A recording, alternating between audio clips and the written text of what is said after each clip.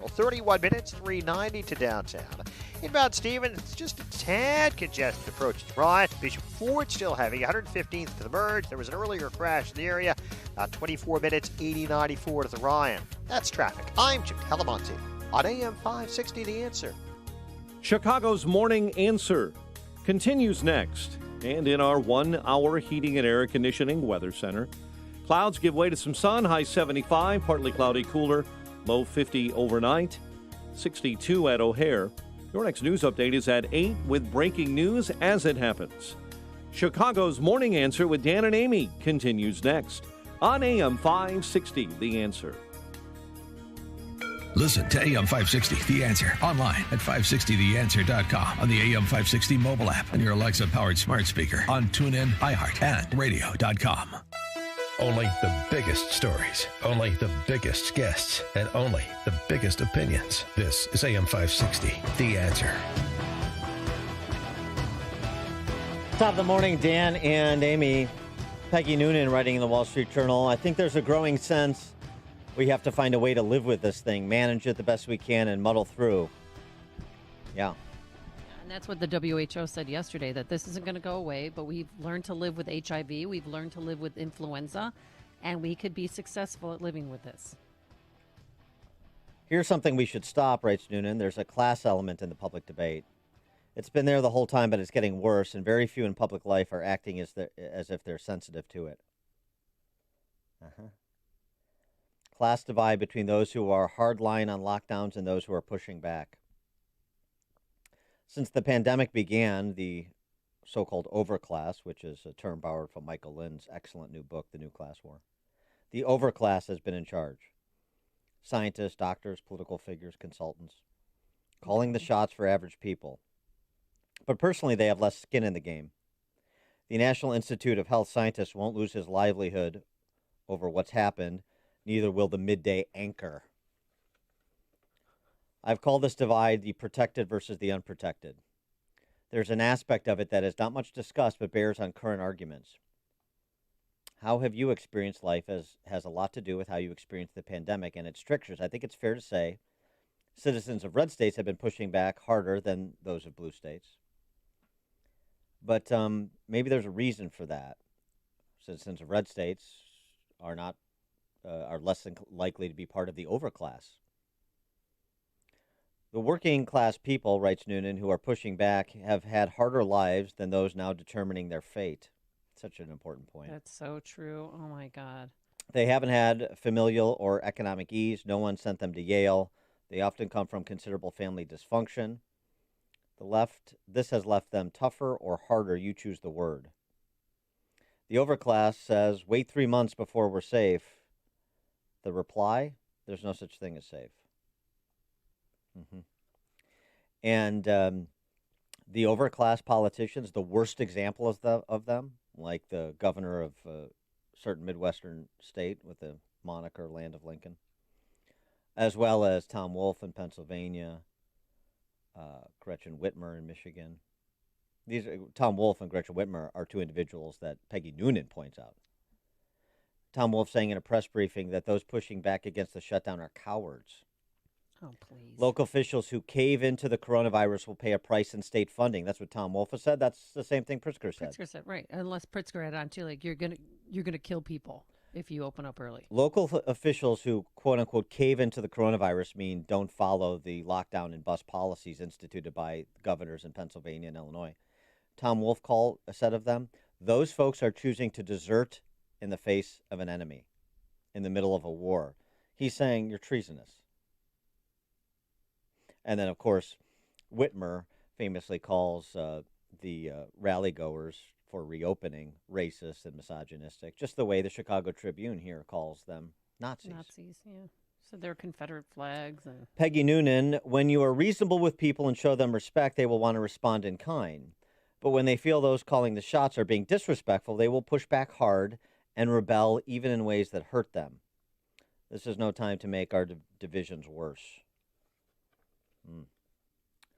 A counterexample to this, actually, a Democrat. Let's raise the profile of a Democrat. Jared Polis in Colorado, governor, former congressman.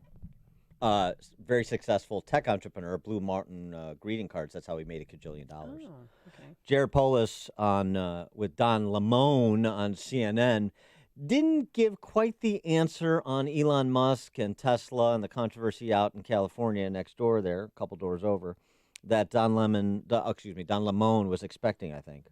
So, listen, you tweeted at Elon Musk telling the Tesla founder to come to Colorado after he announced that he would defy orders to reopen the Tesla plant in California. Do you want him in Colorado if he's defying public health guidance in California? Shut up, Don. Yeah, one of the very first action I took as governor was implementing electric vehicle standards. We are one of the highest states in electric vehicle usage. We would love to have alongside that electric vehicle manufacturing. Of course, all of the businesses in our state need to follow the valid public health orders. But of course, this is for the long run. This is likely a transition that could be a year or 2 years. We would be very excited if Tesla would locate in Colorado. We work with all of our businesses to be a great place to grow a business and a great place for manufacturing. Well, why would you want someone who's defying orders to, I mean, listen, I understand the business part of it, but I mean, come on, Governor. Well, nobody can defy orders in our state, but we pride ourselves in working with businesses across the board. In fact, the restaurants in our state have been open through this entire health crisis. They've been doing delivery, takeout, curbside. They just haven't been able to do in-restaurant dining. You're a We've governor. also worked with our manufacturers. I get that. You're a governor. That doesn't make, you're not making a fellow governor, Gavin Newsom's job any easier. Imagine if it was the reverse. If Gavin Newsom had done the same thing, you'd be like, hey, Governor Newsom, what are you doing? Come on, man. You know what? At the end of the day, Don, we want good jobs for Colorado, and I know Gavin wants the same for California. A few thousand jobs is an opportunity that I'm not going to shy away from. We'd love to have them here. All right. Don Lemon, political solidarity on the left is more important than good sense. I was trying to shame the governor, too. How could you you want a rule breaker in your state? It's Come not. on, the numbers aren't there in Colorado, so yes, they've reopened. But nobody focused on it because he's a Democratic governor. And everyone focused on Kemp and DeSantis. Government leftist solidarity over good sense, over the interests of your constituents. That's what Don Lemon is advocating when he says, come on, governor. Wonderful argument that he crafted there. It's a really telling moment. It has nothing to do with Elon Musk. It has to do with the underlying principles from which each are operating. For more on this topic from the perspective of a small business person, Doug McCallister, owner of Douglas Automotive, joins us now. Doug, thanks for being with us. Appreciate it. Hey, good morning. Good morning. I guess tell us about your experience during this pandemic first before we get you to comment more generally. Well, yeah, no, so I'm so-called an essential business as auto repair, and my good friend Terry Greeno likes to say that all businesses are essential, and especially if you're one of those that can't open right now. My heart breaks for some of these folks that are losing it all. But we've been fortunate that right from the beginning we've been able to just kind of continue servicing our customers' cars. So I have three shops in the northwest suburbs, one in Cook County, two in McHenry County. We're down sales-wise. I mean, obviously, there's not as many people driving around, but fortunately, we've been able to stay somewhat busy. We've kept all our staff employed, fully employed throughout the whole thing so far. We're kind of coming up to what's typically the busy season for auto repair as people prepare to travel or whatnot. So we're hoping that it continues getting busier. I've been involved, with more financial stuff than I have had to in the past. Preparing for the PPP loan and all that took a lot of time and effort, but it's been helpful to keep things going. So, what's it like doing like I business? said, I'm grateful we can work. What's the difference between doing business in McHenry County as opposed to Cook County? Really nothing. I'm like across the street from Lake County, so I'm on the very edge of it. So it's been very similar for me. Well, here's the thing. That shop is in Barrington, so we're across Lake Cook Road from Lake County. Here's the thing that you're pointing out, which is really important. Talk about the fewer people on the road, so your business is down even though you're open. Things are interconnected. As Mike Rowe said a couple of weeks ago, you start pulling the blanket from one end, it bunches up at the other. And so the importance of a phased-in reopening, a sensible reopening. And I wonder what your perspective is on that against the backdrop today, just a few minutes ago, retail sales down 16%, more than the 12% that was expected. We're just starting to feel some of the full brunt of the policies of the last couple of months. Right, and a lot of this just doesn't make sense. Why should I be open and Home Depot, and we're doing well. I mean, we're managing the process, keeping things clean, taking care of employees, social distancing, all of that. It's working. And your employees, this is a team effort. So, Yep. Because what you hear from politicians all the time is, that they're sort of, they take the position of the employees and making the employees feel safe to go back to work, like they're the guardian of the employee and the employer is not. Right, exactly. I mean, my guys feel totally safe.